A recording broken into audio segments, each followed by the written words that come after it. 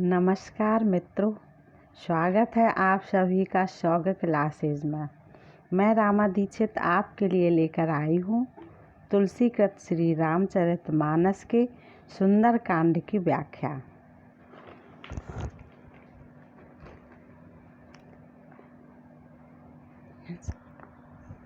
ओम श्री गणेशाय नमः। श्री जानकी वल्लभो विजयते।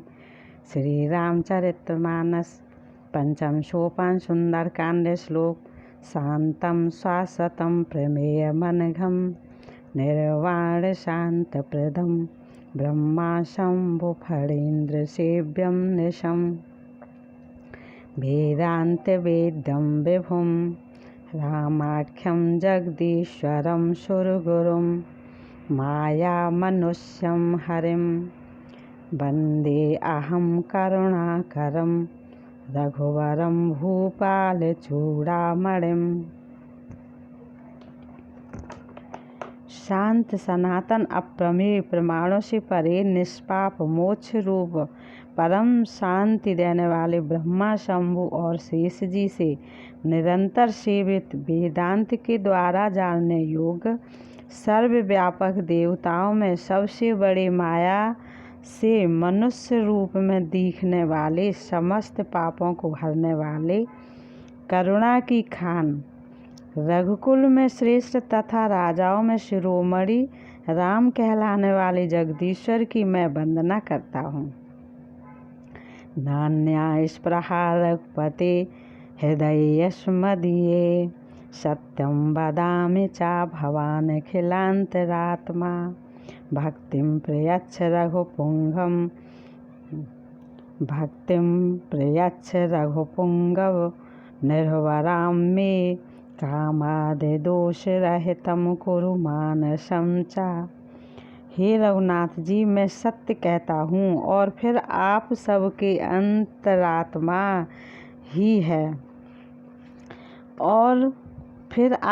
अंतरात्मा ही है सब जानते ही हैं कि मेरे हृदय में दूसरी कोई इच्छा नहीं है। हे रघुकुल श्रेष्ठ, मुझे अपनी निर्भरा पूर्ण भक्ति दीजिए और मेरे मन को काम आदि दोषों से रहित कीजिए।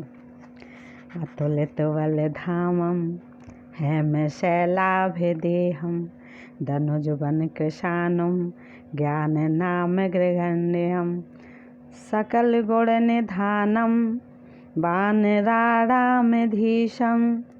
रघुपत प्रिय भक्तं वात जातं नमामि।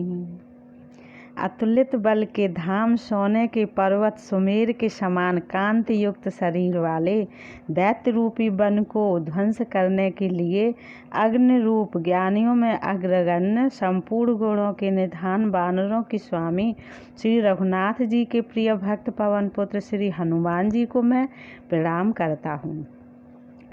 जामवंत के वचन सुहाए सुन हनुमंत हृदय अति भाई तब लग मोहि परखेउ तुम भाई सह दुख कंद मूल फल खाई।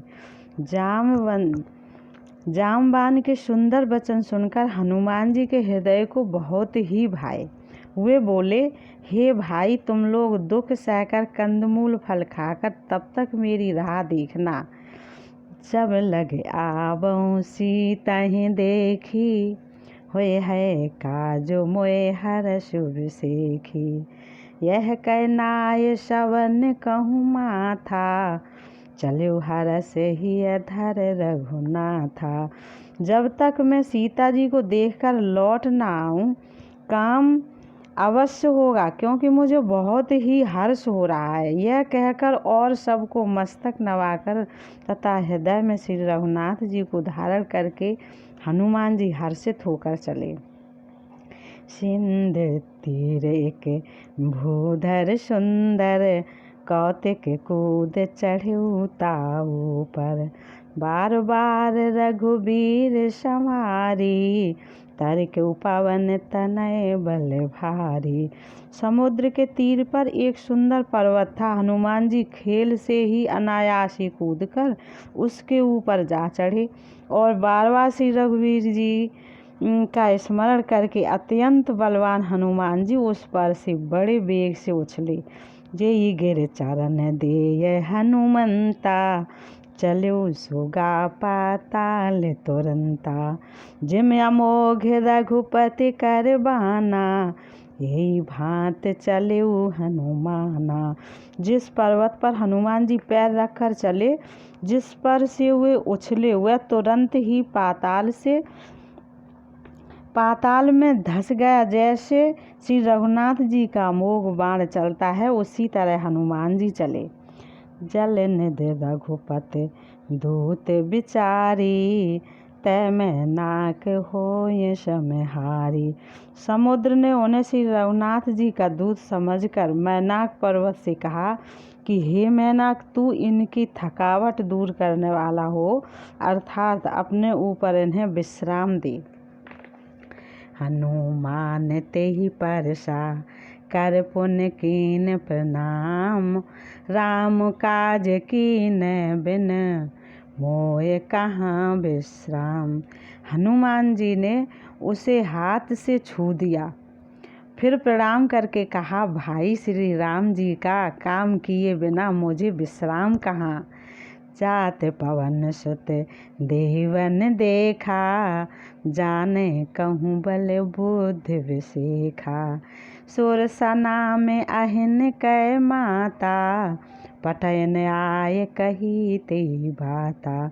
देवता ने पवन पुत्र हनुमान जी को जाते हुए देखा। उनकी विशेष बल बुद्धि को जानने के लिए परीक्षार्थ उन्होंने सुरसा नामक सर्पों की माता को भेजा। उसने आकर हनुमान जी से यह बात कही, आज सुरन मोहे दीन आहारा, सुनत बचन कह पवन कुमारा। राम काज कर फिर मैं आवऊँ, सीता कै सुध प्रभु सुनावऊँ। आज देवताओं ने मुझे भोजन दिया है। यह वचन सुनकर पवन कुमार हनुमान जी ने कहा, श्री राम जी का कार्य करके मैं लौट आऊँ और सीता जी की खबर प्रभु को सुना दूँ। तब बदन बैठे हों आई, सत्य कहूँ मोहे जान दे माई। कब नेहु जतन देह नहीं जाना, ग्रसस न मोहे कहु हनुमाना। तब मैं आकर तुम्हारे मुख में घुस जाऊंगा, तुम मुझे खा लेना। हे माता, मैं सत्य कहता हूँ, अभी मुझे जाने दे। जब किसी भी उपाय से उसने जाने नहीं दिया, तब हनुमान जी ने कहा, तो फिर मुझे खा ना ले, तो मुझे खा ही ले। जो जन भरते बदन पसारा, कप तन कीन दुगुन विस्तारा। सोर है जो जन मुख ते ठयऊँ, तुरत पवन सुत बत्तिस भयऊँ। जैसे उसने योजन भर 4 कोस में मुँह फैलाया, तब हनुमान जी ने अपने शरीर को उससे दूना बढ़ा लिया। उसने 16 योजन का मुख किया। हनुमान जी तुरंत ही 32 योजन के हो गए। जस जस सोरसा बदन बढ़ावा, ताश धून कप रूप दिखावा। सत जोजन तेहि आनन कीन्हा, अत लग रूप पवन सुत लीन्हा। जैसे जैसे सुरसा मुख का विस्तार बढ़ाती थी, हनुमान जी उसका दूना रूप दिखाते थे। उसने 100 योजन 400 कोस का मुख किया, तब हनुमान जी ने बहुत ही छोटा रूप धारण कर लिया। बदन पयठ पुण्य बाहिर आवा, मांगा विदाता सिरुनावा। मोय सुरन जही लाग पठावा, बुद्धबल मरम तोर में पावा। और वे उसके मुख में घुसकर तुरंत फिर बाहर निकल आए और उसे सिर नवाकर विदा मांगने लगे। उसने कहा, मैंने तुम्हारी बुद्धि बल का भेद पा लिया, जिसके लिए देवताओं ने मुझे भेजा था। राम काज सब करे हो, तुम बल बुद्धि निधान। आशीष दे गई सो, हरस चले हनुमान। तुम श्री रामचंद्र जी का सब कार्य करोगे, क्योंकि तुम बल बुद्धि के भंडार हो। यह आशीर्वाद देकर वह चली गई। तब हनुमान जी हर्षित होकर चले। निस्सर एक सिंध महु रहाई, कर माया नभ के खग गहाई। जीव जंत जय गगन उड़ाई, जल बिलोक तिनके पर छाई। समुद्र में एक राक्षसी रहती थी। वह माया करके आकाश में उड़ते हुए पक्षियों को पकड़ लेती थी। आकाश में जो जीव जंतु उड़ा करते थे, वह जल में उनकी परछाई देखकर गहाए छाह सक सो न उड़ाई। यही विद सदा गगन चर खाई। सोई छल हनुमान काह कीना, तासु कपट कप तोरे तहि चीना। उस परछाई को पकड़ लेती थी, जिससे वे उड़ नहीं सकते। उन जीव जंतुओं को वो परछाई पकड़ लेती थी, जो उड़ ही नहीं सकते थे और जल में गिर पड़ते थे। इस प्रकार वह सदा आकाश में उड़ने वाले जीवों को खाया करती थी। उसने वही छल हनुमान जी से किया। हनुमान जी ने तुरंत ही उसका कपट पहचान लिया। ताहि मार मारुत सुत बीरा, बारद पार गयूं मत धीरा। तहाँ जाय देखी बन शोभा, गुंजत चंचरीक मधलोभा। पवन पुत्र धीर बुद्ध वीर हनुमान जी उसको मारकर समुद्र के पार गए। वहाँ जाकर उन्होंने वन की शोभा देखी। मधु पुष्प रस के लोभ से भौरे गुंजार कर रहे थे। नाना तरु फल फूल सुहाए, खग मृग वृंद देख मन भाए। शैल विशाल देख एक आगे, तापर धाये चढ़ू भय त्यागे। अनेकों प्रकार के वृक्ष फल फूल से शोभित हैं। पक्षी और पशुओं के समूह को देखकर तो वे मन में बहुत ही प्रसन्न हुए। सामने एक विशाल पर्वत देखकर हनुमान जी भय त्याग कर उस पर दौड़कर जा चढ़े।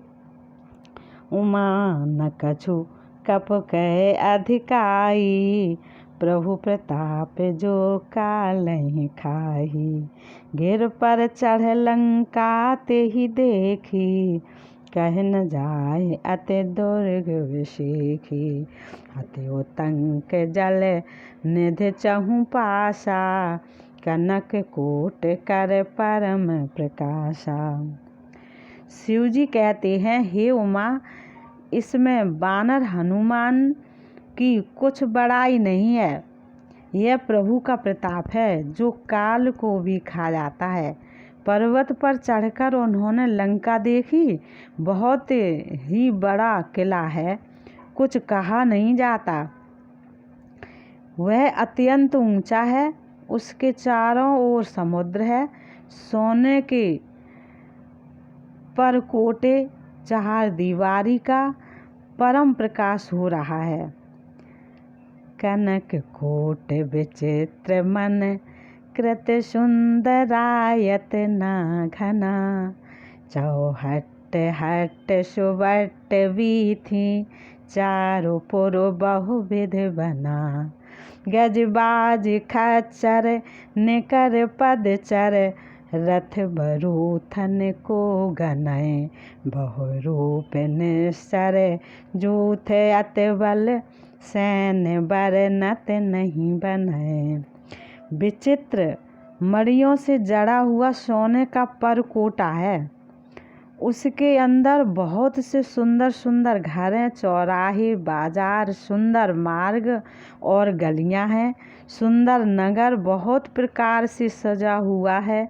हाथी, घोड़े, खच्चरों के समूह तथा पैदल और रथों के समूहों को कौन गिन सकता है। अनेक रूपों के राक्षसों के दल हैं। उनकी अत्यंत बलवती सेना वर्णन करते नहीं बनती। बन बन बाग उपवन बाटिका सर कूप बापी सोहई। नर नाग सुर गंधर्व कन्या रूप मन मन मोहई। कहूँ माल देह विशाल शैल समान अत बल गरजहि। नाना अखारन भिरहि बहुविध एक एकन तरजहि। वन, बाग, उपवन, बगीचे, फुलवाड़ी, तालाब, कुएं और बावलियाँ सुशोभित हैं। मनुष्य, नाग, देवताओं और गंधर्वों की कन्याएं अपने सौंदर्य से मुनियों के भी मनों को मोह लेती हैं। कहीं पर्वत समान विशाल शरीर वाले बड़े ही बलवान मल्ल पहलवान गरज रहे हैं। वे अनेकों अखाड़ों में बहुत प्रकार से भिड़ते और एक दूसरे को ललकारते हैं। कर जतन भट कोटिन बिकट तन नगर चहूँ दिस रछहि। कहूँ महिष मानुष धन खर अज खल निशाचर भक्षहि। यही लाग तुलसी दास इनकी कथा कछु एक है कही। रघुबीर सर तीरथ शरीरन त्याग गत पै हैं सही। भयंकर शरीर वाले करोड़ों योद्धा यत्न करके बड़ी सावधानी से नगर की चारों दिशाओं में सब ओर से रखवाली करते हैं। कहीं दुष्ट राक्षस भैंसों, मनुष्यों, गायों, गधों और बकरों को खा रहे हैं। तुलसीदास ने इनकी कथा इसलिए कुछ थोड़ी सी कही है कि ये निश्चय ही श्री रामचंद्र जी के बाण रूपी तीर्थ में शरीरों को त्याग कर परम गति को पावेंगे। पुर रखवारे देख बहु कप मन कीन विचार। अत लघु रूप धरौन से नगर करूं पैसार। नगर के बहुसंख्यक रखवालों को देखकर हनुमान जी ने मन में विचार किया कि अत्यंत छोटा रूप धरूं और रात के समय नगर में प्रवेश करूं। मसक समान रूप कप धरी लंकहि चले सुमिर नर हरि। नाम लंकिनी एक निश्चरी सो कहे चले से मोह निंदरी। हनुमान जी मच्छर के समान छोटा सा रूप धारण कर नर रूप से लीला करने वाले भगवान श्री रामचंद्र जी का स्मरण करके लंका को चले। लंका के द्वार पर लंकी नाम की एक राक्षसी रहती थी। वह बोली, मेरा निरादर करके बिना मुझसे पूछे कहाँ चला जा रहा है।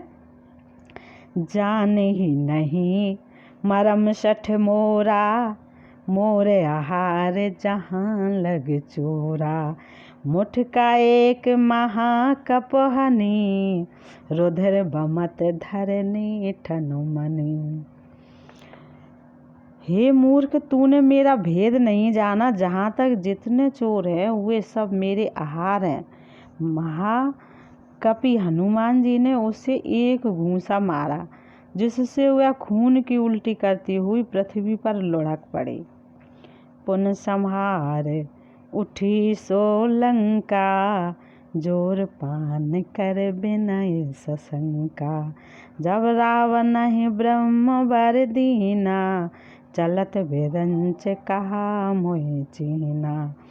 वह लंकिनी फिर अपने को संभाल कर उठी और डर के मारे हाथ जोड़कर विनती करने लगी। वह बोली, रावण को जब ब्रह्मा जी ने वर दिया था तब चलते समय उन्होंने मुझे राक्षसों के विनाश की यह पहचान बता दी थी कि विकल होश तैं कप के मारे, तब जान सुन सुचर संघारे। तात मोर अति पुण्य बहुता, देखे नयन राम कर दूता। जब तू बंदर के मारने से व्याकुल हो जाए तब तू राक्षसों का संहार हुआ जान लेना। हे तात, मेरे बड़े पुण्य हैं जो मैं श्री रामचंद्र जी के दूत आपको नेत्र से देख पाई। तात स्वर्ग अपवर्ग सुख, धैर्य तो लायक अंग।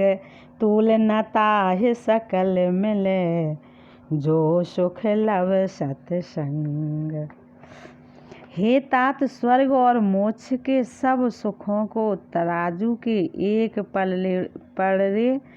पलड़े में रखा जाए तो भी वे सब मिलकर दूसरे पलड़े पर रखे हुए उस सुख के बराबर नहीं हो सकते जो लव क्षण मात्र के सत्संग से होता है। प्रवेश नगर की जय सब काजा, हृदय राख कौशलपुर राजा। गरल सुधार पुकारय मिताई, गोपद सिंधु अनल सितलाई। अयोध्यापुरी के राजा श्री रघुनाथ जी को हृदय में रखे हुए नगर में प्रवेश करके सब काम कीजिए। उसके लिए विसमर्थ हो जाता है, शत्रु मित्रता करने लगती है, समुद्र गाय के खुर के बराबर हो जाता है, अग्नि में शीतलता आ जाती है। गरुड़ सुमेर रेणु समताही, राम कृपा कर चितवा जाही। अत लघु रूप धरऊ हनुमाना, पैठा नगर सुमेर भगवाना। और हे गरुड़ जी, सुमेर पर्वत उसके लिए रज के समान हो जाता है, जिसे श्री रामचंद्र जी ने एक बार कृपा करके देख लिया। तब हनुमान जी ने बहुत ही छोटा रूप धारण किया और भगवान का स्मरण करके नगर में प्रवेश किया। मंदिर मंदिर प्रतिकर शोधा, देखे जहाँ तहाँ आगे नित जोधा। गयूं दशानन मंदिर माही, अति विचित्र कहे जात सुनाही। उन्होंने प्रत्येक महल की खोज की, जहाँ तहाँ असंख्य योद्धा देखे। फिर वे रावण के महल में गए। वह अत्यंत विचित्र था, जिसका वर्णन नहीं हो सकता। शयन किए देखा कपते ही, मंदिर महु न दीख बैदेही। भवन एक पुण्य दीख सुहावा, हर मंदिर तहाँ भिन्न बनावा। हनुमान जी ने उस रावण को शयन किए देखा, परंतु महल में जानकी जी नहीं दिखाई दी। फिर एक सुंदर महल दिखाई दिया। वहाँ उसमें भगवान का एक अलग मंदिर बना हुआ था।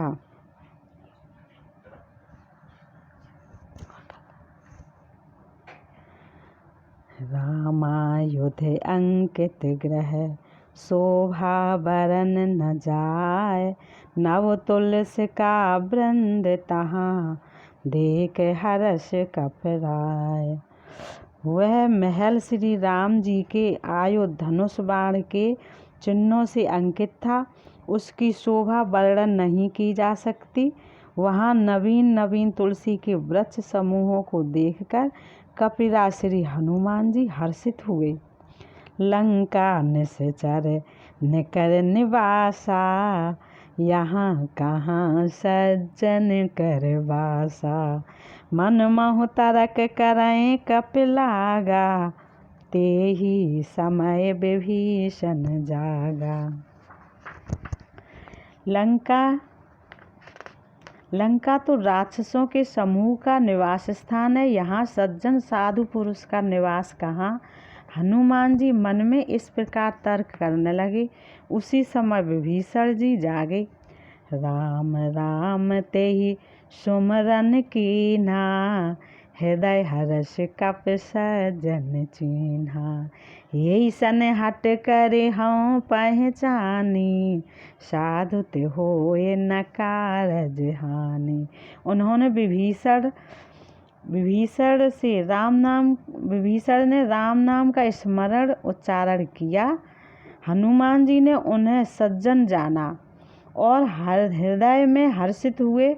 हनुमान जी ने विचार किया कि इनसे हट करके अपनी ओर से ही परिचय करूँगा, क्योंकि साधु से कार्य की हानि नहीं होती, प्रत्युत लाभ ही होता है। विप्र रूप धर बचन सुनाए, सुनत विभीषण उठ ताए। कर प्रणाम पूछी कुशलाई, विप्र कहो निज कथा बुझाई। ब्राह्मण का रूप धारण कर हनुमान जी ने उन्हें वचन सुनाए, पुकारा। सुनते ही विभीषण जी उठकर वहां आए, प्रणाम करके कुशल पूछी और कहा कि हे ब्राह्मण देव, अपनी कथा समझाकर कहिए कि तुम हर दासन माह कोई, मोरे हृदय प्रीत अति होई। कि तुम राम दीन अनुरागी, आयो मोह करन बड़ भागी। क्या आप हर भक्तों में से कोई हैं?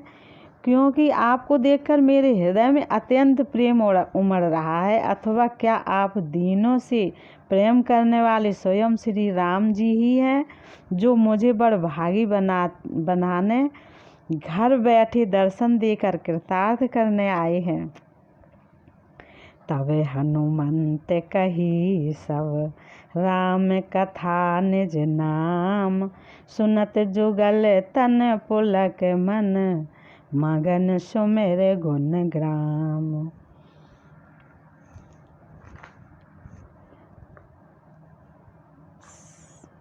तब हनुमान जी ने श्री रामचंद्र जी की सारी कथा कहकर अपना नाम बताया। सुनते ही दोनों के शरीर पुलकित हो गए और श्री राम जी के गुण समूहों का स्मरण करके दोनों के मन प्रेम और आनंद में मगन हो गए। ये वीडियो आपको कैसी लगी बताइएगा। नमस्कार।